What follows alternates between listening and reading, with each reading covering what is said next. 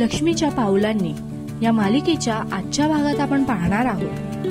कला आणि अद्वित घराबाहेर एकमेकांना भेटतात तेव्हा मनातल्या मनात विचार करतात.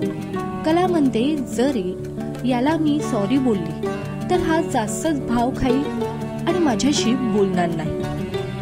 तर अद्वित मनातल्या मनात विचार करतो की जर हिला मी थँक्यू बोललो की हिच्यामुळे माझा जामीन झाला आहे तर ही अजूनच ॲटिट्यूड दाखवेल, त्यामुळे हिला थँक्यू न बोललेलं बरं आहे.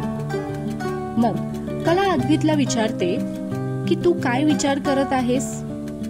तेव्हा अद्वित बोलतो की मी कुठे काय बोललो. मग कला बोलते, असं माझ्या तोंडाकडे बघून काय विचार करतोयस.